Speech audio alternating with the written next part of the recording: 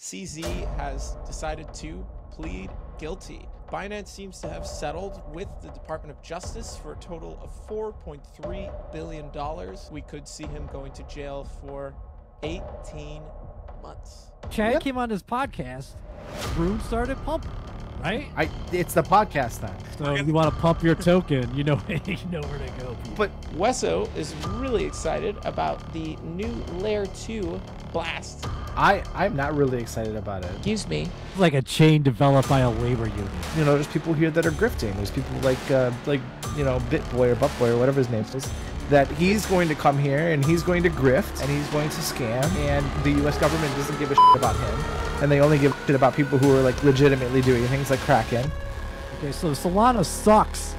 Next topic.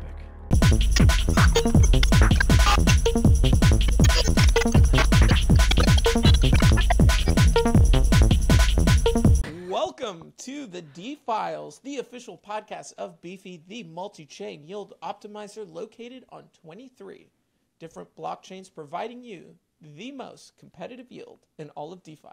I'm your host, Jorge, and I'm here today with the usual suspects. Weso, our intelligent, well-spoken lead developer, and TBC, the man, the animal, the machine, bringing the future of anarchical capitalism and libertarian views. He's also our comic relief. And it has been absolutely crazy since we've been together. I mean, it just...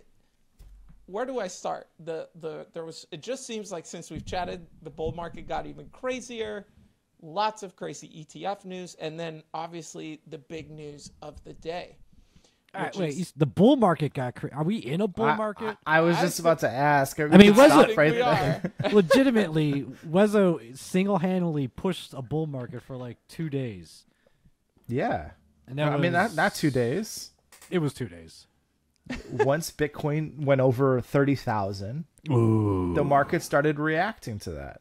And it feels like this is the beginning of the bull market. I mean, we're not like full out like alt season, but I mean, it definitely, I mean, some of these tokens are just like, you know, popping off. I mean, you look at Rune.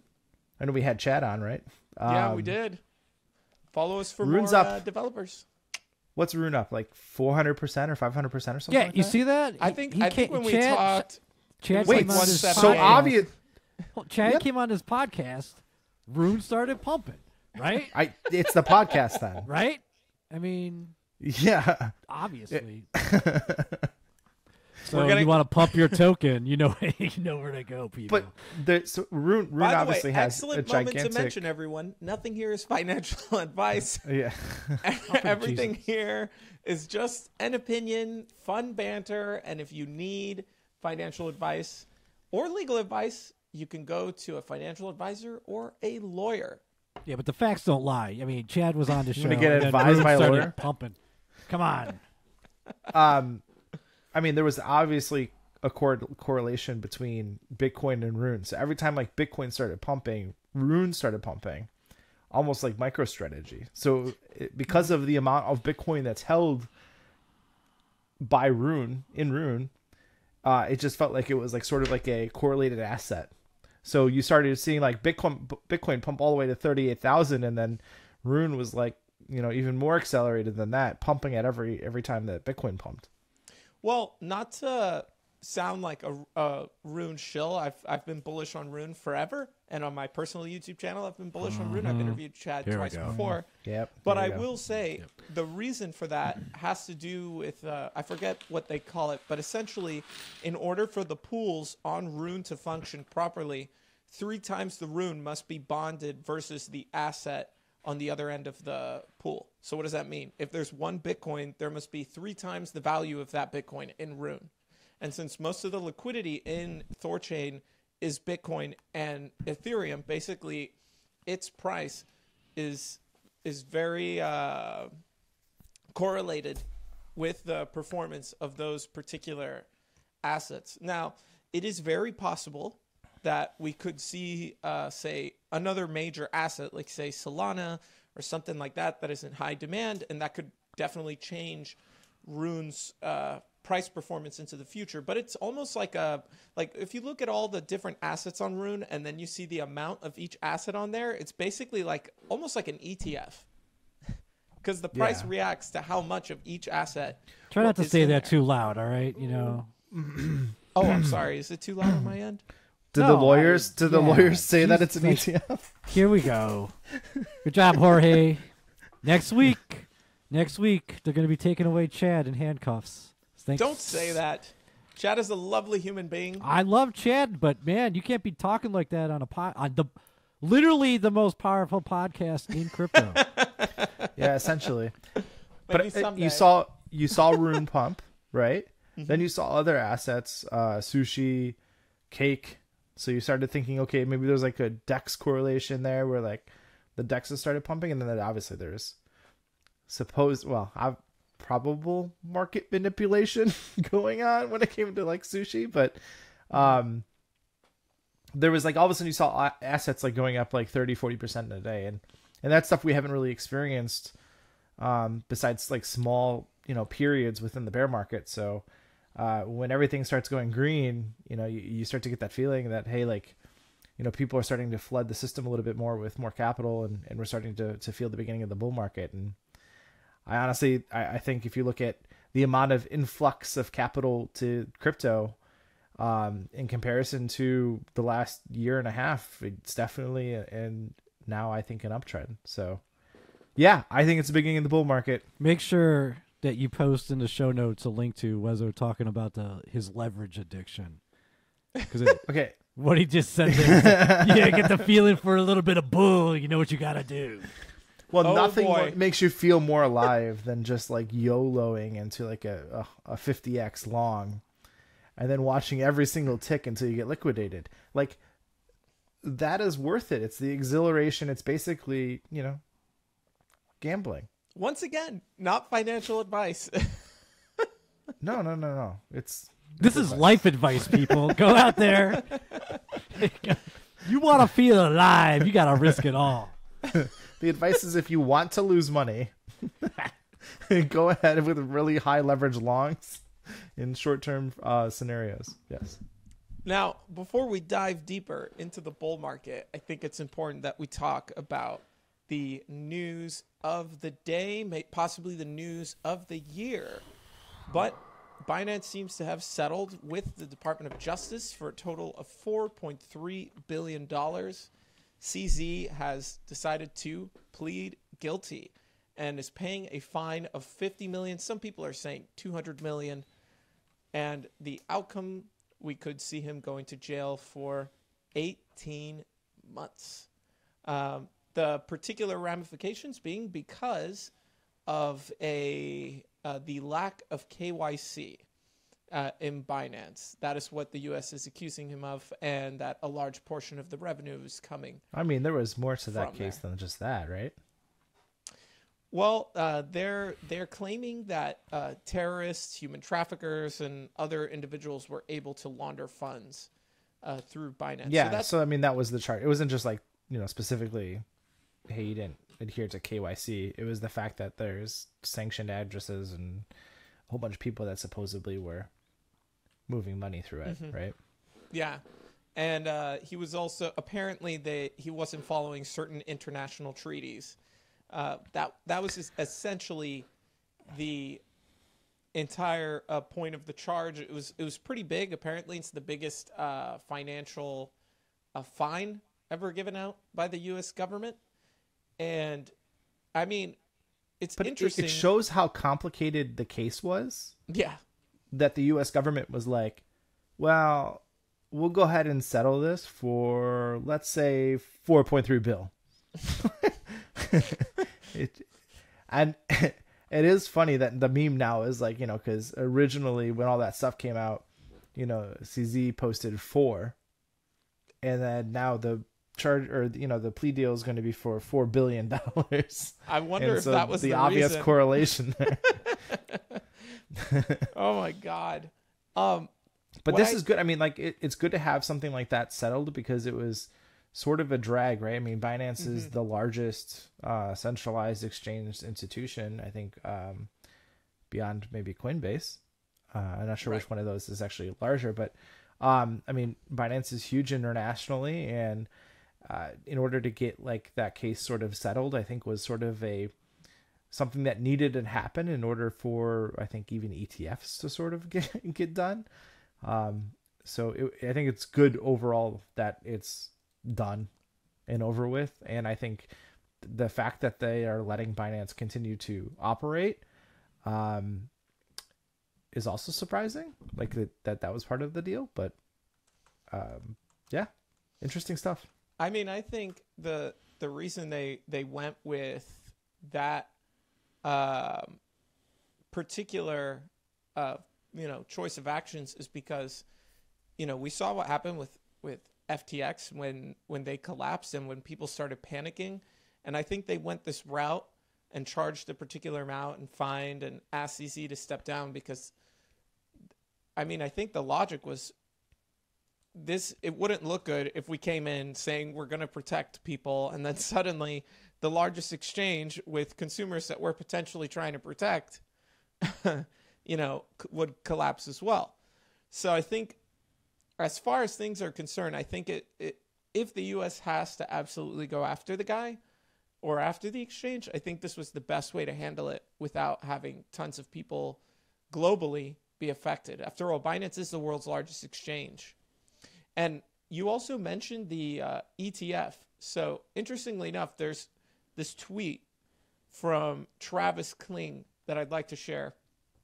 And on here, it says, "One thing I'll say, there's no chance, and I mean zero, that this ETF is approved with Binance in its current position of market dominance. If this ETF is approved, Binance is either gone entirely or their role in price discovery is massively diminished. If Binance holds on to its current level of influence, no chance this ETF is approved." This tweet was back in June 16th.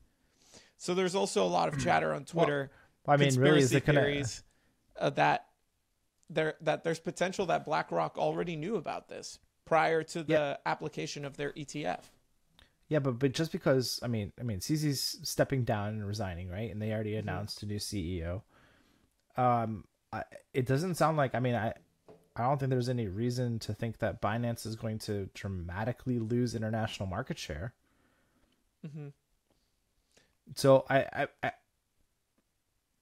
don't know. I know that like they were working on shutting down Binance.us or whatever, right? And then Coinbase is now going through, whatever they're going through with the SEC. And then I think most recently Kraken just got a case against the SEC. So it is interesting, like for all these centralized exchanges, who's going to sort of come out of it all. But at least from whatever the results are of the Binance case, to me, it doesn't feel like much is going to change beyond like obviously pertaining to like the laws or whatever that they need to in order to accommodate within the U.S. judicial system. So like I don't think that like massively market dominance is going to change between today and tomorrow with Binance. I don't think that specifically has any result from this. I think what this just shows is when the press conference came out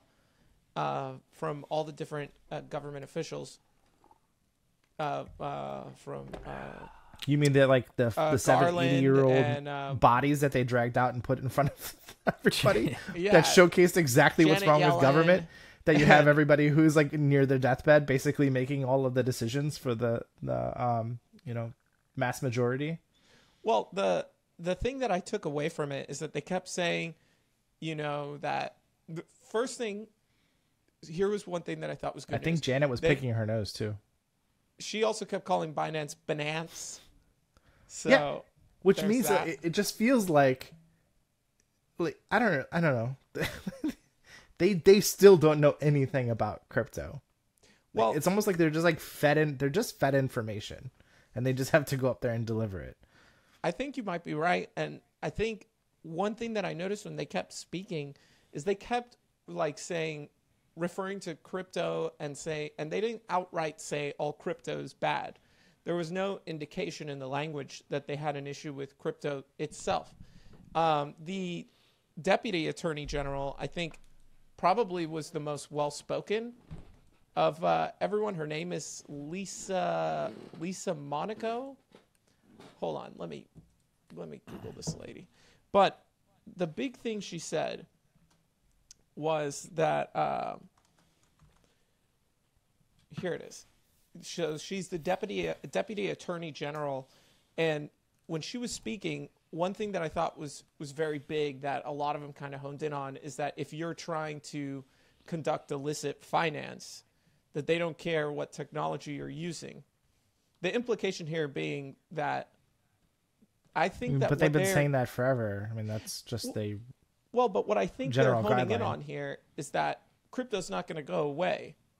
They just want whatever rules that they're going to set to come in. So honestly, the way I look at this entire situation is that the groundwork is being laid for whatever U.S. regulations are going to be.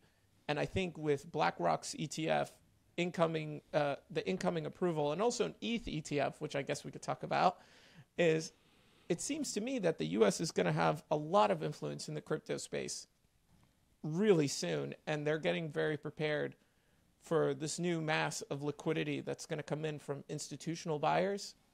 So, I mean, I think it's good. The one thing that kind of freaked me out, there was only one part of this entire thing that freaked me out. She said, if you're an exchange, you need to come into compliance, and DeFi needs to come into compliance. Yeah, but they don't even know what they're talking about. Yeah, they don't cool know what story, DeFi bro. is. Cool story. Nobody cares. Yeah. These people are just puppets. All right. They're just running them out there so that they could do the bidding of their puppet masters, BlackRock, and everybody else who is not part of this ecosystem. They didn't build it. They're not 200-year-old banks. They're not imperial banks from Europe that are 500 years old. They all missed out, and now they are just trying to use a power grab to steal every last thing they can, and they're doing what they always do is utilize the government, right, to force everybody into doing and bowing to them. So they can all kiss my fat digital ass. All right, I'm sick of it. Like, we got into crypto to get away from these people, and here we are deep into it, and we're all like, oh, here comes another ETF, and oh, I hope they give us fucking regulation. The hell with these people. I'm so sick of it. I'm tired of talking about this crap. It's nonsense. Where are the cyberpunks? Where did you all go? A bunch of maxis out there pumping their bags. Y'all make me fucking sick. Spoken like a true cyberpunk, this man right here. I'm moving down to Argentina. If that guy passes that gun just, lets them have guns. See you in Argentina, suckers. Oh, Malay. That's another... Oh, man, wild. there's so much to talk about on this episode. Gosh. All right. No, let's go. Next topic. Okay. Yeah, this is boring. Argentina has elected the far-right libertarian Javier Next Milie. topic. No one Is cares. he far right? Is he? Yeah. No, First off, why they keep saying far right? He's not far right. Yeah, that's just he's not far right. Dude, the political spectrum is wrong. Left and right paradigms are. It's on so a stupid. Political spectrum that make no sense. On one side you have freedom, and on the other side you have statism. All right. This guy. He's anti-socialist, is what he is. He is. I want to argue that he's a true anarcho-capitalist, right? Mm-hmm. But he understands he's using minarchy for the point of trying to reduce the government, right? Because you can't wean people off of government overnight. That leaves a power vacuum, blah, blah, blah, blah, blah. This is not the show for this. Why are we talking about this? Can't we talk about the interesting things that happen in the world? Like I think Malay getting elected is a very interesting thing. Especially seeing at the how does this absolutely impact DeFi? Insane.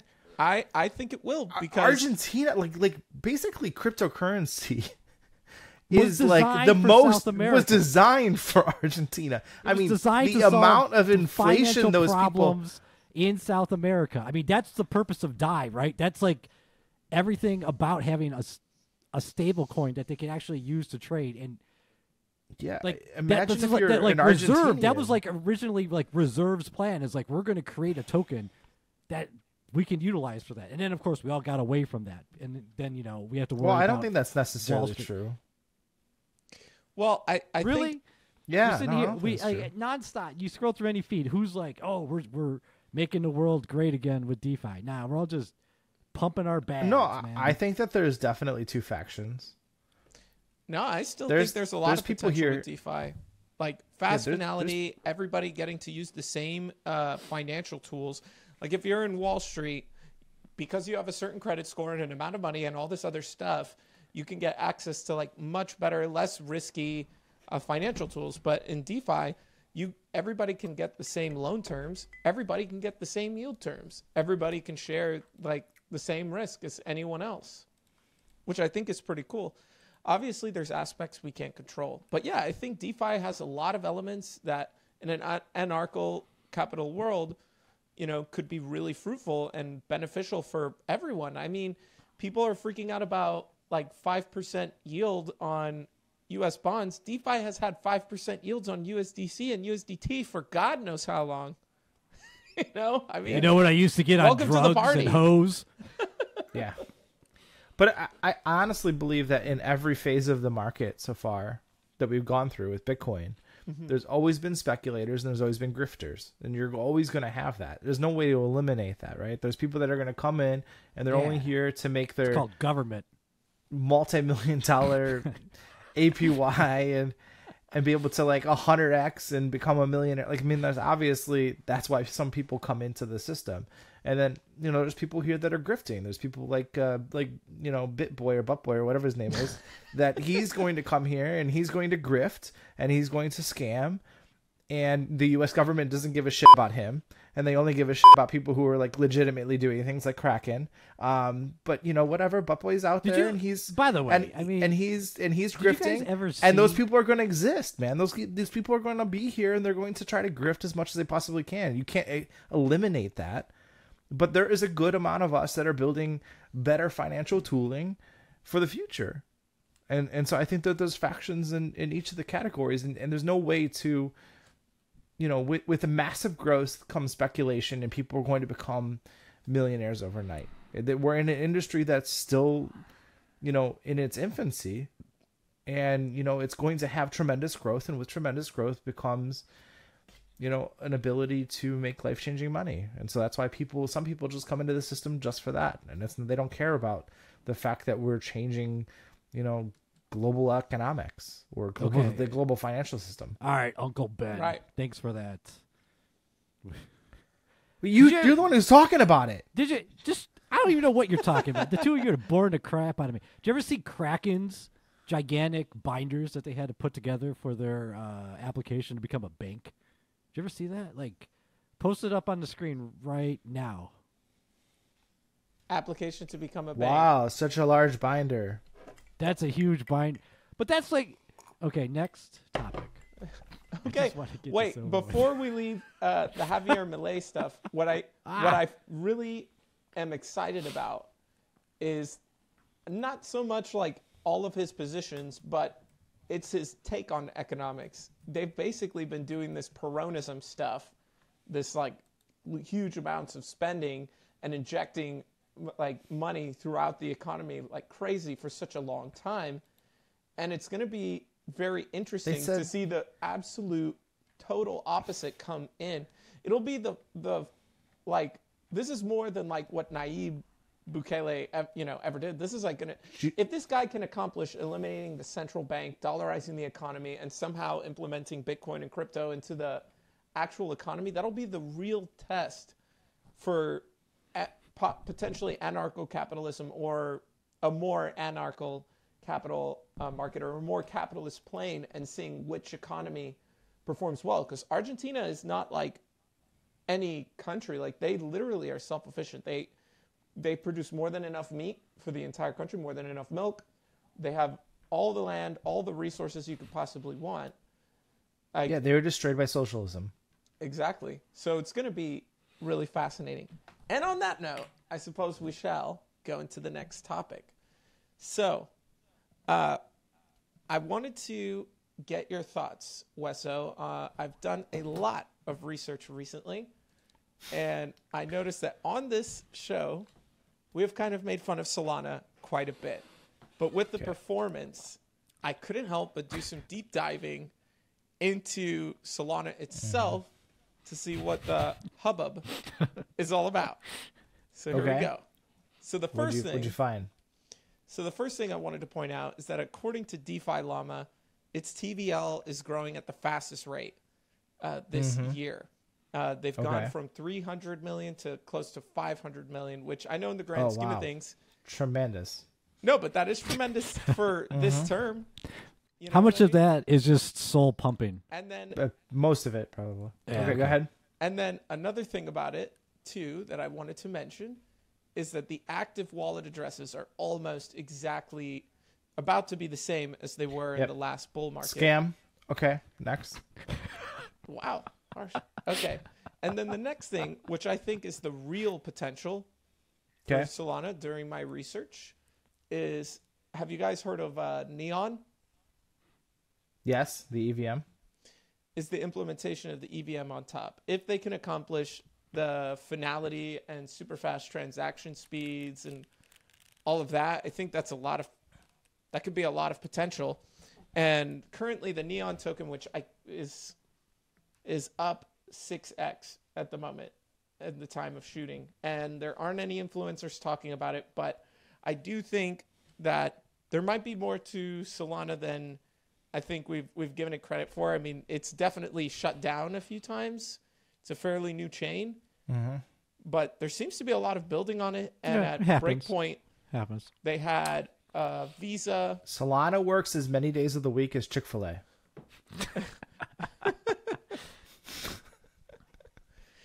I'm just saying, hey, there could be something here happening. No, absolutely not. What's your argument as to why not? Well, I think the token's pumping because the FTX case had to liquidate a ton of Solana. And so you manipulate the market, get Solana pumping, people start buying into it, becomes this like snowball effect. Price starts to appreciate, and then you can liquidate at a higher price and get back some of the funding. There has been, there's basically no liquidity to even trade anything on Solana. The activity really hasn't been there. Nobody's really even building on Solana. So for the fact that it's gone up so tremendously, makes you feel that this is part of the, tremendous market manipulation that's been sort of going on. I honestly don't, I mean, there's like, I think a handful of probably Rust developers. So now do I think that obviously crazy quick finality is important for a lot of things that we can sort of build, right? Like you're talking about perpetual exchanges and even just like processing, transactions and currency transactions and spending and stuff like that. Like having really instant transactions would be incredible, right? But Solana doesn't work 100% of the time. It really doesn't have that many users. The active addresses can easily be sybiled, so it's really not a really good judge of anything. And I honestly believe that the token appreciation hasn't been because anything's sort of being built on Solana or there's any sort of impending like event. I honestly think it was just the liquidation of the FTX shares of Solana that needed to be liquidated at a higher price point. So, maybe in the future it has potential. I don't feel like that's where the future of cryptocurrency is going to go, but I don't know. Yo, you just broke Jorge, man. Dude looks dead. No, he just realized he bought a bunch of Solana and he's like, oh, damn. This is what happens though. I mean, like people see the price going up thinking that something actually is behind it. And at the point, some people are just trying to get you to buy at a higher price. Jorge, man, when are you gonna trust the most popular podcast in all of crypto? When we dump on something, we know what we're talking about, right, Richard? I know you're listening to this. For the audience, people don't know about our running humorous jokes on Richard Hart. There you go. Everybody gets one. I got one today. All right, so. I mean, seriously, who wants to develop Rust? I mean, like Weso, can you explain how I mean, much... some people are like, there are Rust maxis, right? People who think that Rust is Yeah. like the best coding language that possibly ever existed. That's great, but the fraction of, I think like smart contract developers that are coding in Rust is like so small. So right now there's so many people that are like, there's only I think a finite amount of people that are actually coding in Solidity, let alone people that are coding in Rust.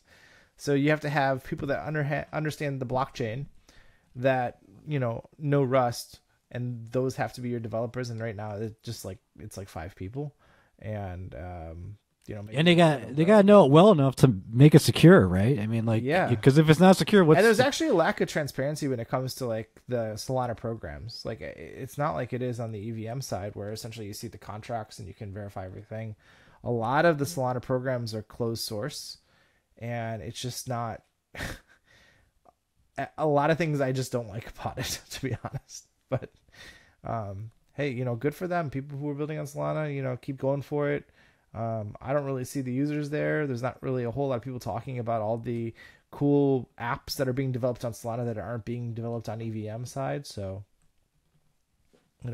maybe that changes. But right now it feels like it's mostly just a fake manipulation of the Solana token price that's pumping. But well, Jorge, the good news is you'll be able to sell your bags before this episode goes live.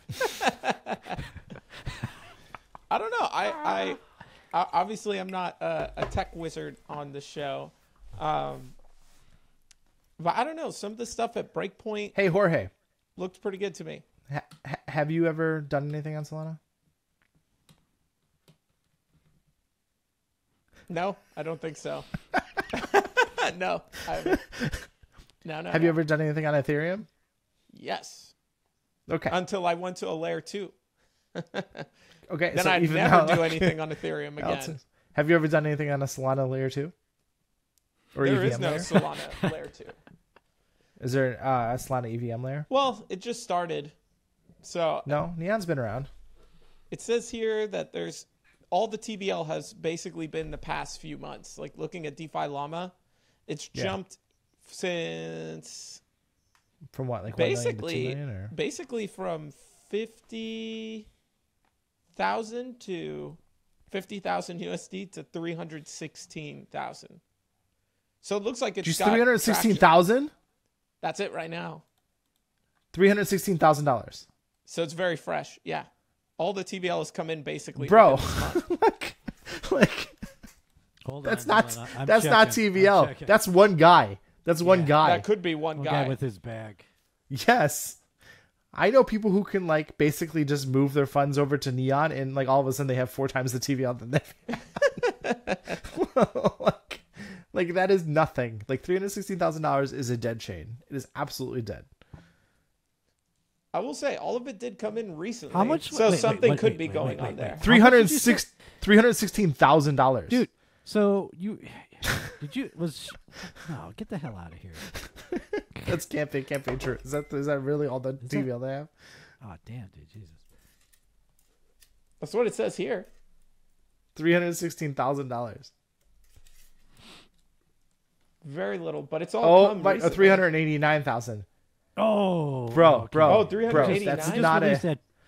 that's not a chain. That's like somebody's family that's playing around on some sort of EVM layer. That's nothing. We got more than that in the ETH USDC vault that we released like 3 days ago. Like one vault. Okay. Anyway, where am I? I lost my screen. Here we are. All right. Okay, so Solana sucks. Next topic. Next topic. All right.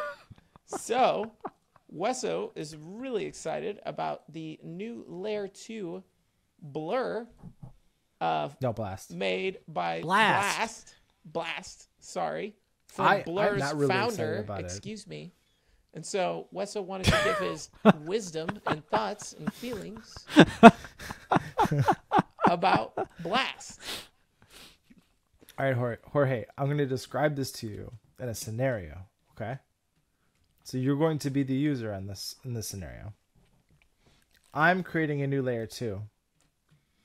Now, for gas, what you can use is you could go ahead and bridge your ETH over to my layer 2, and it'll essentially be wrap staked ETH, like good idea, right? So you're earning your 4% interest by just having gas in your wallet. Nice. Does that sound interesting to you? I'm interested. So you get paid in gas? I'm intrigued. Like the gas fees are when you go to withdraw it back to ETH, you get more ETH than you had on your layer 2, because now it's interest bearing ETH in the layer 2. Oh, all right. So I'm listening. The ETH being on the layer 2 by itself is already interest bearing. Correct. How does that work? Yeah. First of all, does this sound interesting to you? Yeah, of course. I'm intrigued. Okay, Hit me up. Hit me up. Okay. We started now. We're like, 90 days, 180 days down the road. Okay. A lot of activity. Yes. Mm-hmm. But now a bunch of people want to withdraw, and we just said, I don't know. There's like, you have to wait like probably 180 days to withdraw your ETH. Oh, it's wait, on this layer 2, you have to wait 180 days. Well, because technically when you unstake, you can hit a withdrawal queue, and if enough people want to unstake off the layer 2, then technically the queue can get quite long, and now you start of having like your gas can go off peg. Is this as interesting to you? Wait, is this an optimistic roll up? Do I need to wait 180 days to? Actually, we don't verify anything. We don't even build on like a verification stack. And I'll give you one more. Okay. All of your funds are trusted by a multi-sig with 5 people on it. Oh, do we have their addresses and know where they live? This sounds like lots of fishy stuff. Weso, am I in a fish market right now? Because it smells like rotten fish. So I think what was going on with this, and it's backed by Paradigm, so it's backed by obviously a large VC organization, but like at the end of the day, I think that the idea in itself sort of is like one of those where like you're like drinking like some whiskeys with some buddies around like a rice sounds like some roaring shit fire, and you're like, hey man, you think it'd be super cool if we like had this, like, what if all gas was interest bearing? And so he's like, yeah man, it sounds like a great idea. But then you haven't really thought through like actually all of the logistics of it, and then you secure it very poorly. Like the fact that like Rune and Harmony all sort of got rugged from their multi-sig controlled bridges. Definitely won't mean that your multi-sig bridge won't get rugged, especially when there's lots of value in it. Right.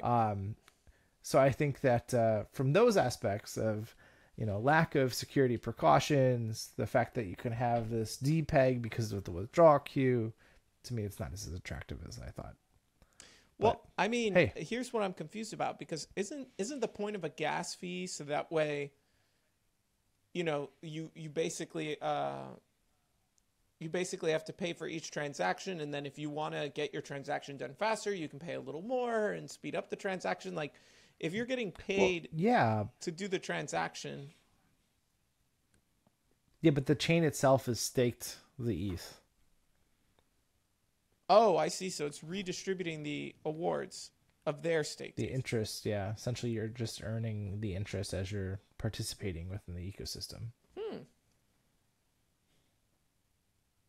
Okay. They also did something as a contract developer. They did something very interesting, and I don't know what the best reward mechanism is, right? Because each different blockchain has something different that they're trying to do, whether or not it's increasing their DeFi TVL, or it's increasing the amount of transactions that they want to have on their chain.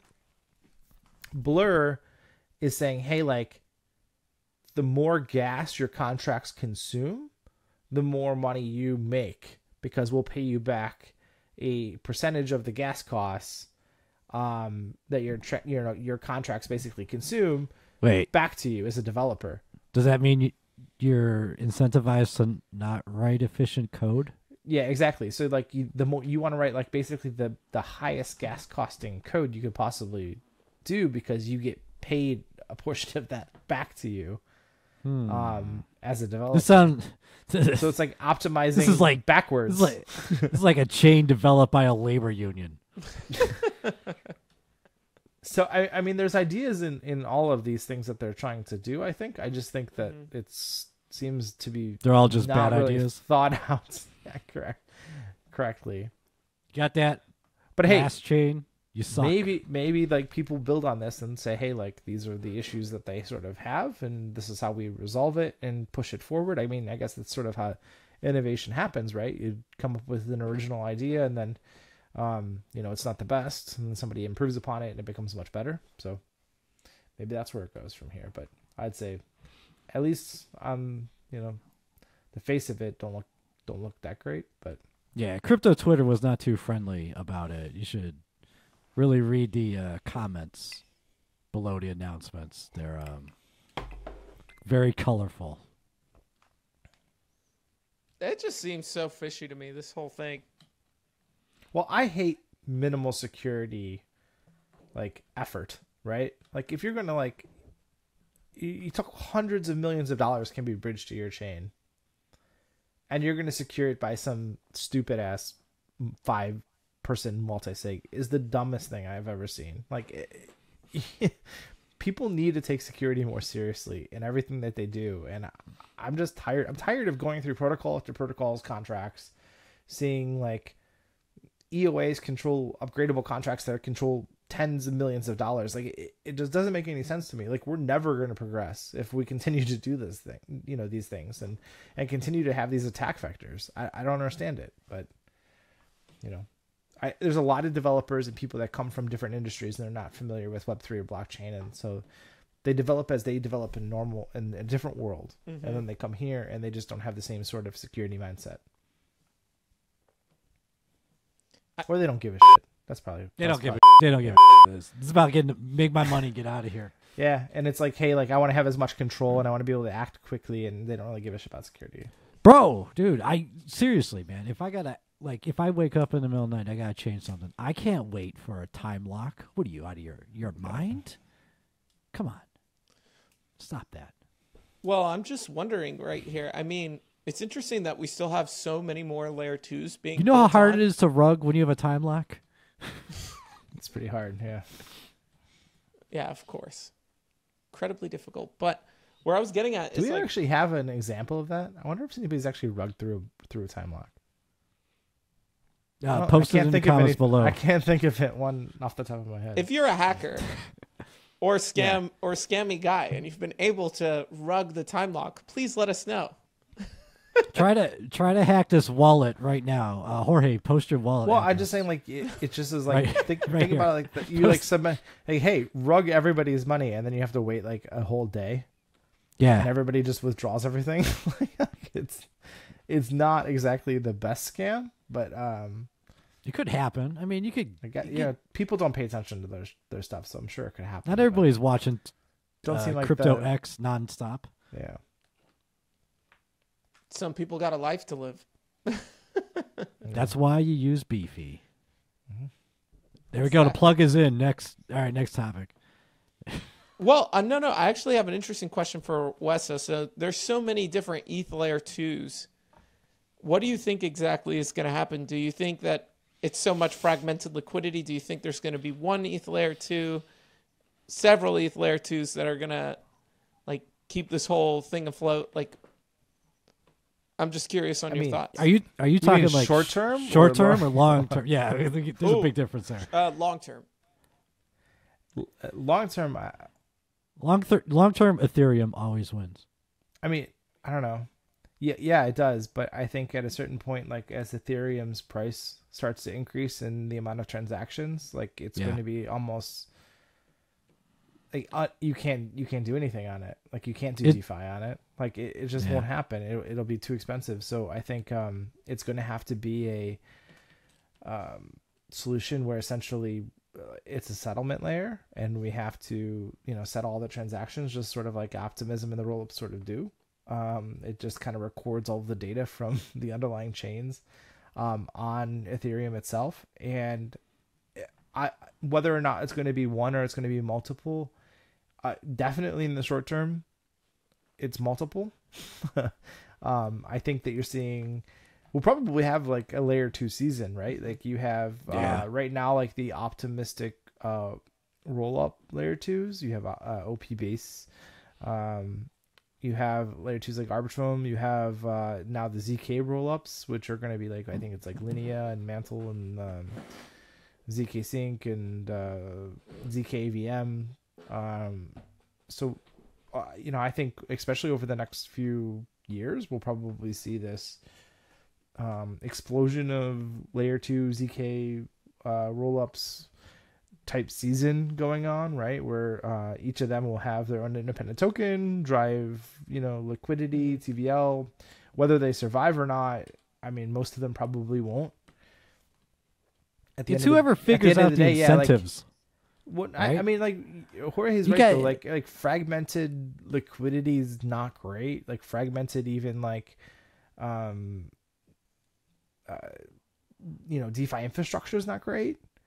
So I think like us having like 100 different blockchains makes it really hard to make really good products. But I think that there's definitely going to be some that are going to be used, quite often. And I think it's going to be the layer 2s that improve the most. And it's going to be improving cost of transactions, and it's going to have to be improving speed.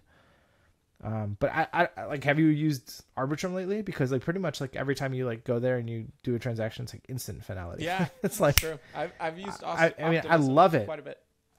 I mean, Optimism's great. I think the transactions are very basically like pricing is pretty comparable. But like when I go to Arbitrum, it's like you basically send a transaction through and it like almost like it's already finished.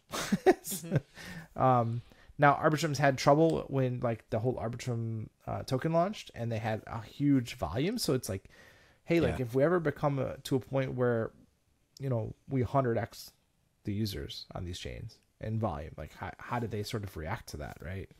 Are they going to be as usable? Because we saw that during like times during the bull market. Yeah, BNB. Phantom, Polygon. Polygon. Like, was like, what happened? Yeah, they just became Avalanche got crazy.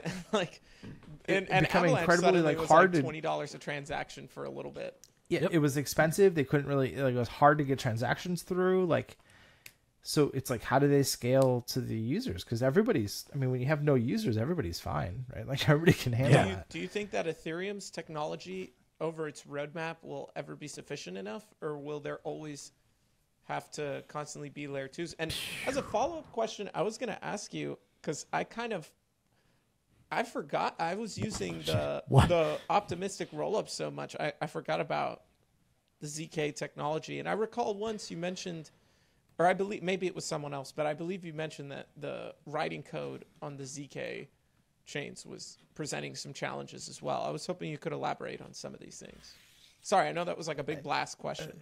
ZK Sync is different. Like it's just the way they've sort of implemented ZK technology makes it a little bit more difficult as a developer, because it's not exactly 100% the same as traditional EVMs.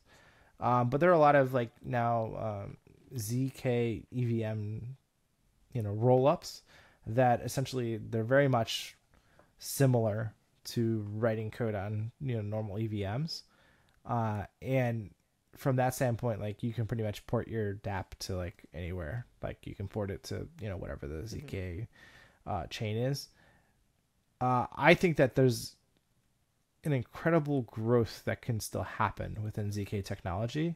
Did you Jorge? I'm just going to send you the link to their hyperchain or hyperscaling article.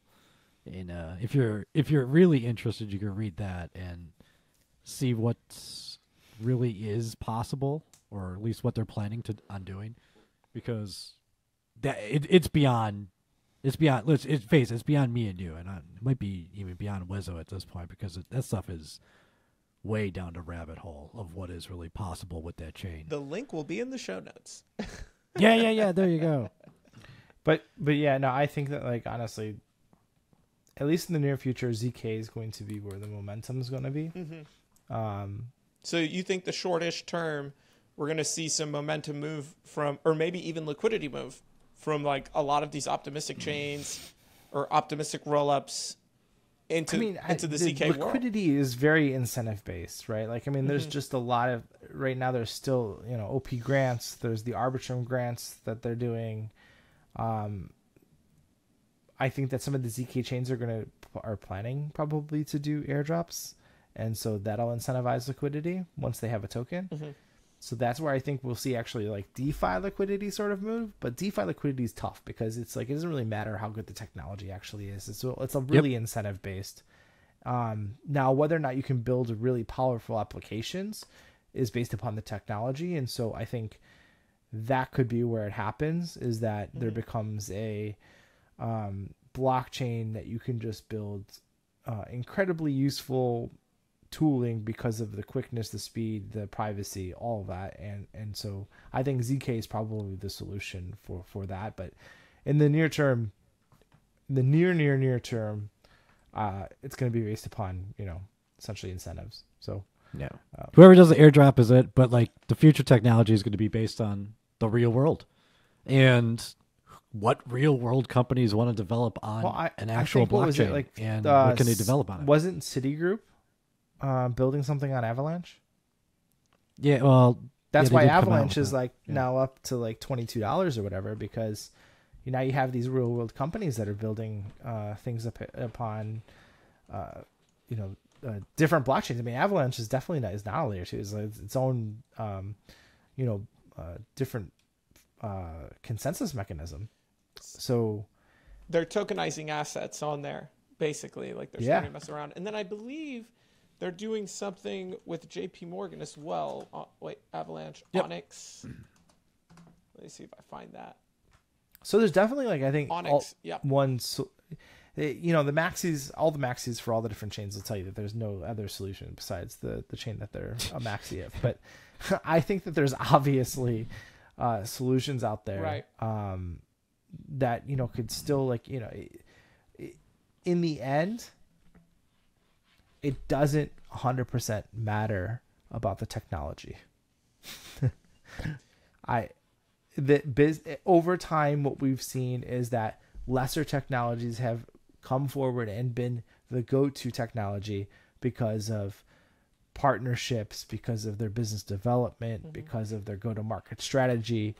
So what ends up happening is we get this problem of where we have really good technology and we have poor business practices, and then nobody ever actually uses it because they have a horrible go-to-market strategy. So I think, I don't know, we'll see what ends up happening and who comes out on top both technologically and go-to-market side. But when you have products like Polygon that is basically having partnerships with every freaking company, and then you have people like Avalanche that are now having Citigroup tokenizing them, I don't know, who knows? They're probably definitely going to have some viable future for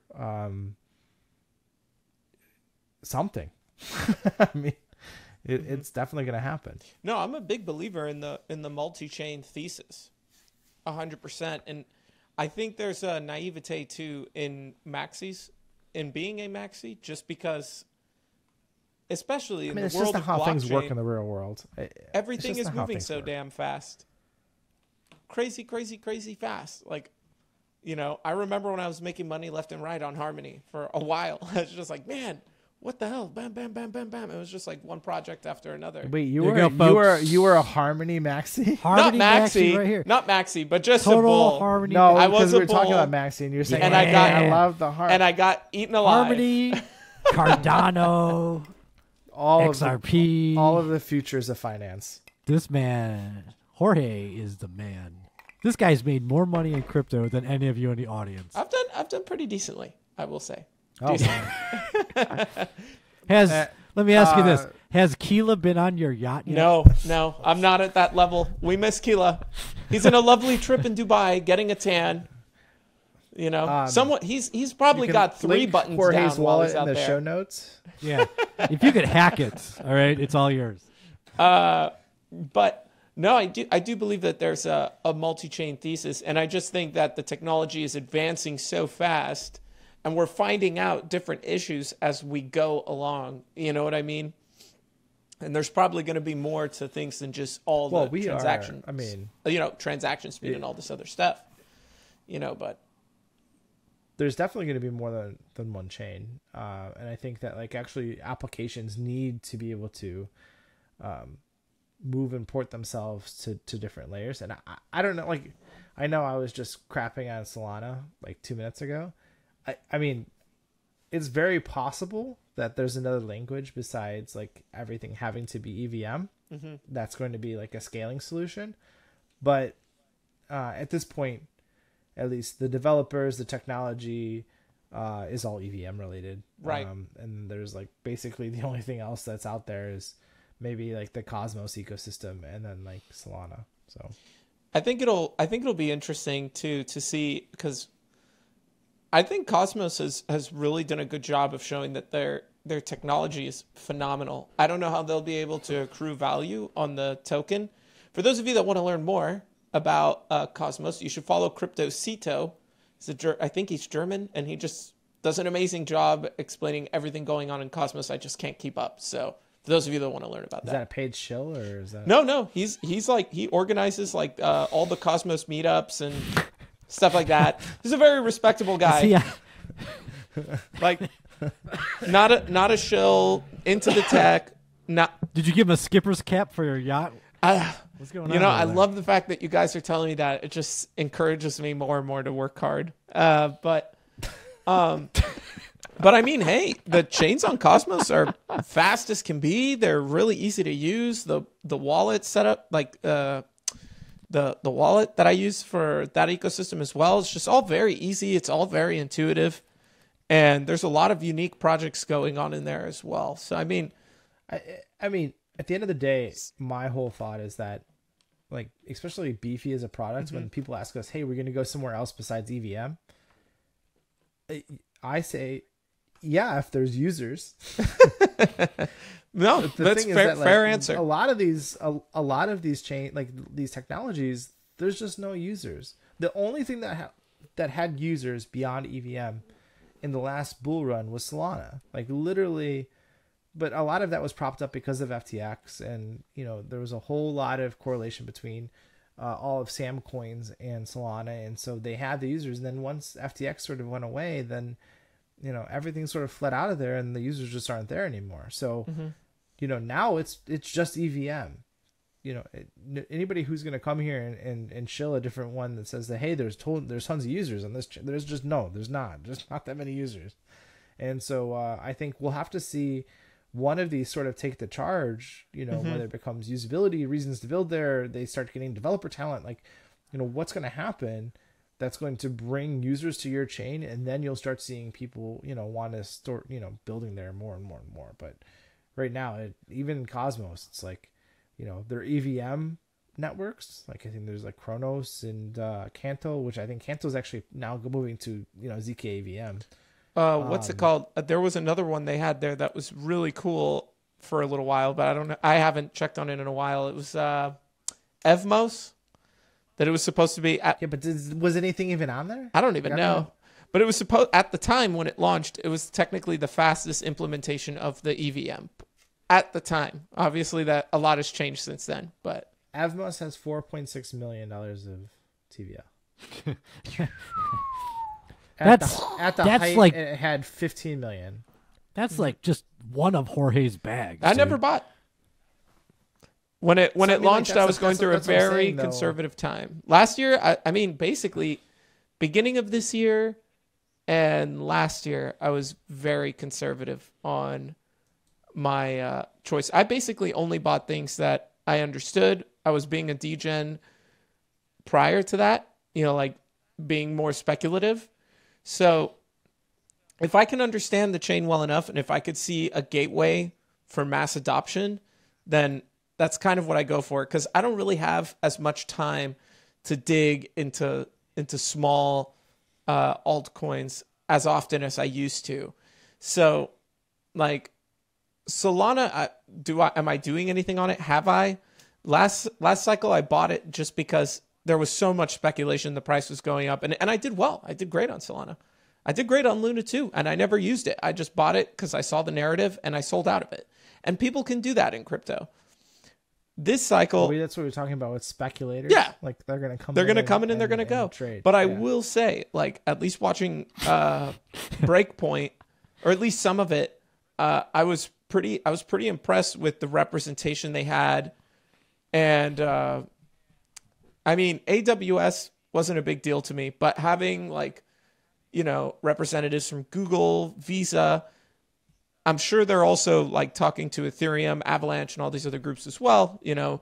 But I think it just shows that there's more life in that chain, or at least from the institutional standpoint, there's a lot of attention there. There's even an article because Cathie Wood, which I don't really take 100% credence People from got her. Solana bags, Jorge. Well, I don't take 100% credence from her. FTX But what I want to has just given people Solana bags. No. But what I want to say here is the difference between, say, Cathie Wood and say a crypto investment firm, right? Like just a general crypto investment firm. Well, let me look up my favorite thing about Cathie Wood. Is just that Cathie Wood was giving presentations for people investing capital that they should invest into her fund because they have such a tremendous capital loss that they have the tax benefit of that.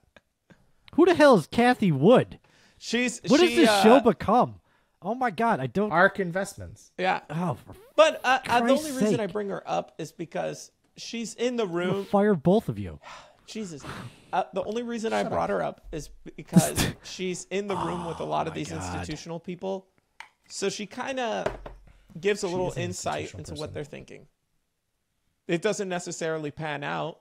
It like her investment firm did really well because Tesla went, bananas, like from $40 to what was the height of Tesla? A lot. I don't know. I think it was 1,000. Because it split a couple times, so I don't know. Okay, next subject. Hey, Weso, what happened with Yearn this week? So let me talk about Yearn and Sushi and market manipulation. Yes. Yay. Now we got to talk about Sushi Swap. What the hell is going on there? I mean, first off, before we start, should I put all my money, Weso, you're my investment advisor right now. Should I put every single dollar, every single cent? Should I be refinancing my home, my future boat? Should I call the boat company and do a reverse mortgage on the boat so I can get on Sushi? No, okay, listen. I love Jared. I'm just messing with you. I do love the Sushi. I do love the Sushi team. Like I think they honestly been shipping nonstop during the bear market. Mm-hmm. They've come up with a ton of new technology. They're building. They're on I think they're on more chains than we are. So like, Sushi is shipping relentlessly, but their growth was very surprising because it wasn't really correlated with the market, and it was growing at like a very insane pace, which they really haven't experienced. Mm-hmm. And what it was found out on chain was that there was a large large wallet that was manipulating the price of Sushi, basically pumping it, while also taking out a long position on Dydx, and so that he could basically leverage himself in Dydx and make a tremendous amount of profit. And then that same investor in multiple different wallets did the same thing with Yearn. And so there was a period of a few weeks where Yearn basically was going up straight. Like every day, doesn't matter what the market was doing, Yearn was going up. I think it went from 6,000 to I think it hit the peak of like $14,000-$15,000 or something like that. And everybody was talking about, oh, must be the V tokenomics, or must be like Yearn V3 or whatever. At the point, it seemed very much like someone was manipulating the market, and come to see it, that same wallet was taking out long positions on Dydx of Yearn, and essentially manipulating the market to make a very large amount of money. And when Yearn crashed like 40-50% overnight, the Dydx insurance fund lost $9 million of its $22 million on just basically that trade. So what? Yeah, it was interesting to see. You have tokens that have maybe smaller liquidity based both on centralized exchanges and on chain. the fact that wallets with a decent amount of money can sort of manipulate their pricing. And if you have these perpetual exchanges, on-chain perpetual exchanges that are listing low liquidity assets, they can definitely sort of get hurt because somebody can manipulate the price, take very long positions, make a ton of money, and the house sort of loses. And so that's what's sort of happened. And now people are coming out and saying, hey, well, technically price did go up. People bought and the system acted like it did. So is it really market? Like, is it really anything malicious, or is it a profitable trade? I mean, so they longed and bought a ton of the token at the same time, like a crazy amount. I mean, yep. And then they closed their long position and then sold all the token at a profit. No different than what Wall Street does every day, folks. I mean, it's kind of like if you I don't know, buy up a ton of something on margin and then buy it all up and then raise the price and then sell it all. I mean, if anything, this is just a preview of what's to come. Like, if they did it with Sushi or any of these other assets, it's going to keep happening. And I think this question is going to keep coming up.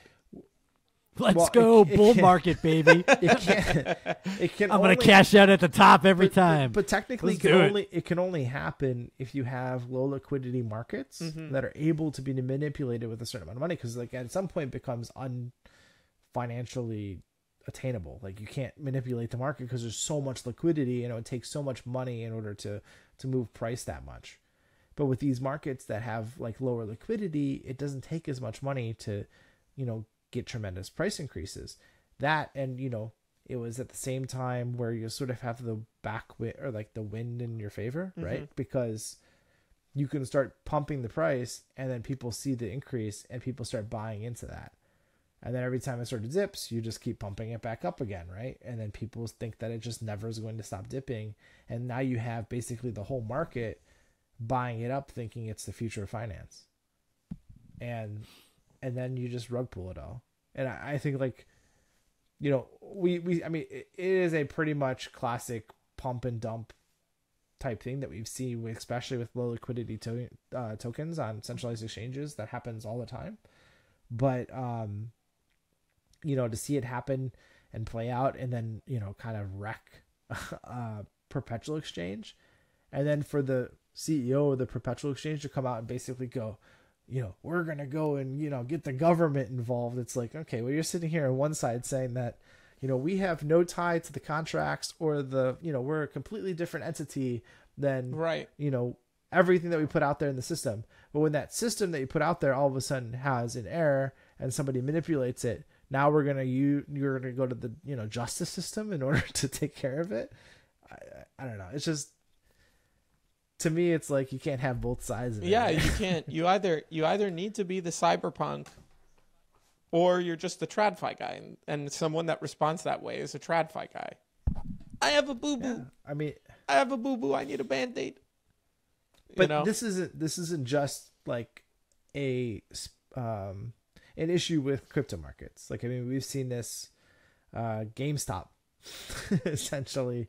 Big wallets, people buying it up, getting everybody sort of rallied together and sort of having now this manipulation of price well beyond the, whatever people would think the traditional value of the stock should be. I remember the memes with what is it? When Big Bird from Sesame Street walks into like an office and it's like Tesla, Microsoft, Google, Apple. You see Big Bird walk, it's like GameStop. And oh my God, I love Wall Street Bets. Like I was on that every single day reading the jokes and the memes and and for what it's worth, I mean, it's also the fault of the pension, these were pension funds that represented like teachers unions and all kinds of like different parts of the, American economy that just, basically, for lack of a better word, most likely naked shorted beyond the actual amount of outstanding stock. So, I mean, that's their fault. They played the game. The only difference is that the retail investor I have that question then, right? came in and played their game against them. So, I mean, I think their situation's different. I mean, just the hedgies got hurt. That's all I'm saying. And Melvin Capital, I'm still salty because they shorted the crap out of Nintendo, and I love Nintendo. So that's just me.